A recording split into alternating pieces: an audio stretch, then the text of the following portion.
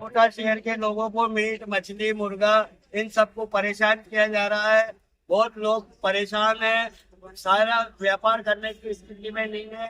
रोज आके दुकानें बंद करा रहे हैं, रातों में आके दुकानों पे सील लगा रहे हैं। इसका हमें कुछ न कुछ सोल्यूशन दिया जाए। दुकानदार तो वो है जो सीधा माल काटते हैं, कुछ साथी यहाँ पर वो लोग हैं जो पोल्ट्री फार्म चलाते हैं और इस माल काटने वाले लोग हैं, उनको बेचते हैं।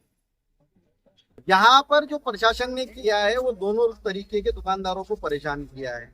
एक तो जिन लोगों की दुकानें लग रही थी उनको जो नोटिस दिया गया है वो इलीगल है, उसमें क्या चीज इलीगल है वो मैं भी आपके सामने बता दूंगा। दूसरी चीज, जो लोग पोल्ट्री फार्म से गाड़ी भर करके वो जो नगर निगम द्वारा संचालित एक इलाका श्रीपुरा का मीट मार्केट है वो नगर निगम के जरिए दिए थे, उनको सप्लाई करते हैं, तो वहां पर उनकी गाड़ियों को खड़ी होने नहीं दे रहे। खड़ी नहीं हो रही तो खाली भी नहीं हो रही है, और उसका एक बहाना वो बना रहे कि ट्रैफिक जाम होता है या दूसरी चीज होती है। तो इस तरीके से विक्रेताओं को तो बेचने नहीं दिया जा रहा है। रही बात काटने वाली, तो बता रहे कि आपके पास काटने का लाइसेंस नहीं है। हमने जो लाइसेंस इशू किए वो आपके पास सिर्फ बेचने के और पैक करके बेचने के हैं। तो ये एक भ्रम पैदा करने वाली स्थिति है। जो नगर निगम ने जो इसके अंदर आपको नोटिस दिए थे वो नोटिस के अंदर इन्होंने नगर पालिका की जो 2009 की धारा है 182 उसमें नोटिस दिया। वो 182 का नोटिस तो कहता ही नहीं है कि आप किसी तरीके का मांस नहीं काटेंगे, आप कुछ नहीं करेंगे। मांस से संबंधित तो ये 182 की धारा नहीं है। ये धारा है कि आप जिस जगह बेच रहे हैं वो जगह कमर्शियल नहीं है, तो कमर्शियल नहीं है तो आप उसका नोटिस हमें दे दीजिए, हम कमर्शियल करा देंगे। लेकिन कुछ लोगों को मार्च के अंदर नोटिस दिया और बोल रहे हैं कि आपने अभी तक कमर्शियल नहीं कराया। तो कोटा में ऐसी कौन सी प्रॉपर्टी है जो 1 महीने के अंदर कन्वर्ट होकर के कमर्शियल हो जाए? उसका एक तरीका होता है, उसका एक प्रोसेस होता है, उसमें फाइल लगती है, फीस जमा होती है, सीमांकन होता है। तो ये सारा प्रोसेस होने के अंदर टाइम लगेगा। मैक्सिमम नोटिस मार्च में किए गए और 1 महीना छोड़ करके अभी सील करने की कार्रवाई शुरू की है। बिल्कुल इलीगल है, इसलिए हमने जो है इन साथियों की बुनियाद के ऊपर कलेक्टर साहब को एक ज्ञापन देने का जो एक योजना बनाई है। हम कलेक्टर साहब से डिमांड कर रहे हैं कि जो ज्ञापन आपने दिए हैं, जो नोटिस हमको दिए हैं, उन नोटिस की पालना में हम लोग फाइलें बना रहे हैं और उसका प्रोसेस आगे बढ़ा रहे हैं।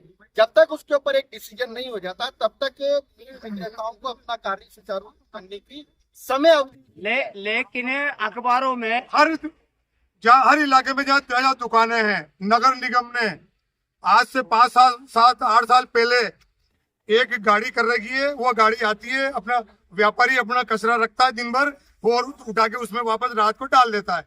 और सारे व्यापारी बहुत सफाई से काम करते हैं। ये सब झूठ है, लेकिन बेवजह जो व्यापारियों को परेशान किया जा रहा है हम बिल्कुल बर्दाश्त नहीं करेंगे। हमारे पास सबके पास लाइसेंस भी है, सब है, लेकिन जिस तरह से ये परेशान कर रहे हैं वो गलत है। और हमारी निगम ने चालू किया हुआ था 2000 में लाइसेंस निगम ने चालू किया, 2011 तक निगम ने लाइसेंस दिया है। उसके बाद निगम ने वो लाइसेंस सीएमएच ऑफिस को कर दिया। सीएमएच ऑफिस ने हमें रेगुलर 5-5 साल का, एक बार में 5 साल का लाइसेंस बनाते हैं, 5 साल को 5 साल का रिन्यू करवाते हैं।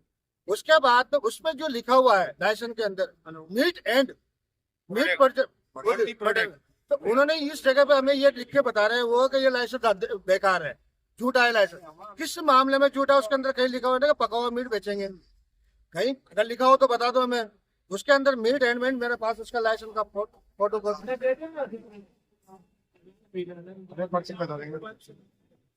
लाइसेंस में लिया था। इसके बाद में मेरे पास निगम ने सर्वप्रथम लाइसेंस चालू कर था। बंद करने के बाद 1999 में लाइसेंस चालू किया था निगम ने। उस टाइम हमने लाइसेंस बनवाया तो उसमें बेकायदा लिखा हुआ बकरे का मीट। हमारी तो ये मांगे, देखो हमारे जो लाइसेंस